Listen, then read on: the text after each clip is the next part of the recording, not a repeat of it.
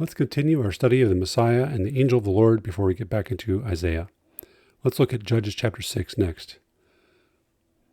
The angel of the Lord came and sat under the oak which was in Ophrah, which belonged to Joash the Abiezrite, as his son Gideon was beating out wheat in the winepress to save it from the Midianites. The angel of the Lord appeared to him and said to him, "The Lord is with you, O valiant warrior." Then Gideon said to him, "O my Lord, if the Lord is with us, then why has all this happened to us? And where are all his miracles which our fathers told us about, saying, 'Did not the Lord bring us up from Egypt?' But now the Lord has abandoned us and given us into the hand of Midian." The Lord looked at him and said, "Go in this your strength and deliver Israel from the hand of Midian. Have I not sent you?" He said to him, "O Lord, how shall I deliver Israel? Behold, my family is the least in Manasseh, and I am the youngest of my father's house." But the Lord said to him, "Surely I will be with you, and you shall defeat Midian as one man." So Gideon said to him, "If now I have found favor in your sight, then show me a sign that it is you who speak with me.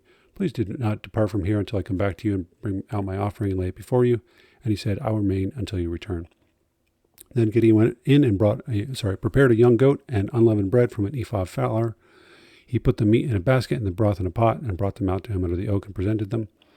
The angel of God said to him, "Take the meat and the unleavened bread and lay them out on this rock and pour out the broth." And he did so. Then the angel of the Lord put out the end of his staff that was in his hand and touched the meat and the unleavened bread, and fire sprang up from the rock and consumed the meat and the unleavened bread. Then the angel of the Lord vanished from his sight. When Gideon saw that he was the angel of the Lord, he said, "Alas, O Lord God, for now I have seen the angel of the Lord face to face." The Lord said to him, "Peace to you, do not fear, you shall not die." Then Gideon built an altar there to the Lord and named it "The Lord is Peace."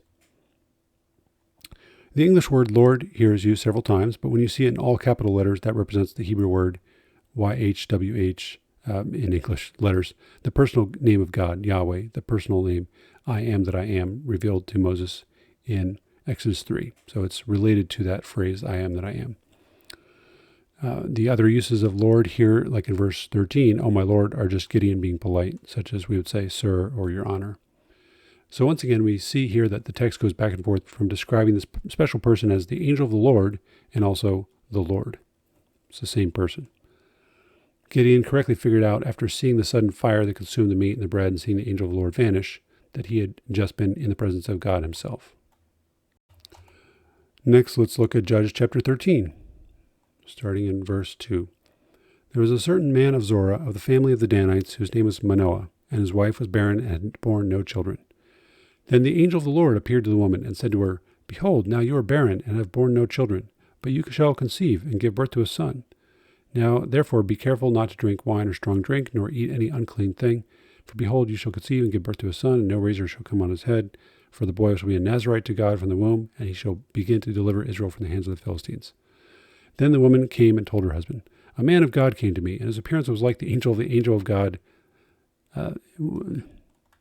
His appearance was like the appearance of the angel of God, very awesome. And I did not ask him where he came from, nor did he tell me his name.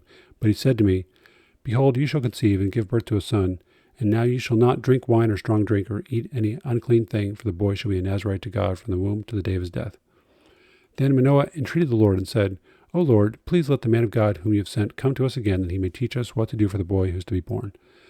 God listened to the voice of Manoah, and the angel of God came again to the woman as she was sitting in the field, but Manoah, her husband, was not with her. So the woman ran quickly and told her husband, "Behold, the man who came the other day has appeared to me." Then Manoah arose and followed his wife, and when he came to the man, he said to him, "Are you the man who spoke to the woman?" And he said, "I am." Manoah said, "Now, when your words come to pass, what shall be the boy's mode of life and his vocation?" So the angel of the Lord said to Manoah, "Let the woman pay attention to all that I said. She shall not eat anything that comes from the vine, nor drink wine, nor strong drink, nor eat any unclean thing. Let her observe all that I commanded." Then Manoah said to the angel of the Lord, "Please let us detain you, so that we may prepare a young goat for you." The angel of the Lord said to Manoah, "Though you detain me, I will not eat your food, but if you prepare a burnt offering, then offer it to the Lord." For Manoah did not know that he was the angel of the Lord.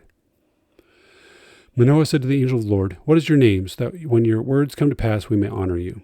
But the angel of the Lord said to him, "Why do you ask my name, seeing that it is wonderful?" So Manoah took the young goat with the grain offering and offered it on the rock to the Lord, and he performed wonders while Manoah and his wife looked on. For it came about when the flame went up from the altar toward heaven that the angel of the Lord ascended in the flame of the altar. When Manoah and his wife saw this, they fell on their faces to the ground. Now the angel of the Lord did not appear to Manoah or his wife again. Then Manoah knew that he was the angel of the Lord. So Manoah said to his wife, "We will surely die, for we have seen God." But his wife said to him, "If the Lord desired to kill us, he would not have accepted a burnt offering and a grain offering from our hands, nor would he have shown us all these things, nor would he have let us hear things like this at this time." So we see here again that the text calls the angel of the Lord in verse 19. And Manoah and his wife correctly figure out that they have seen God in the person of the messenger of the Lord. The text does not here explain the Trinity, but the doctrine of the Trinity explains this event very well. The messenger of the Lord is distinct from the Lord up in heaven in some sense, but in another sense, the messenger of the Lord is fully divine and fully God, and he shares the same name and deserves the same worship as God himself. Some more references that you can examine on your own about the angel of the Lord. Judges chapter 5, verse 23. Zechariah chapter 3, verses 1 through 10, and chapter 12, verse 8. And 1 Samuel 3, verses 1 through 21, which does not mention the angel of the Lord specifically, but talks about God coming down and walking around and calling Samuel with an audible voice.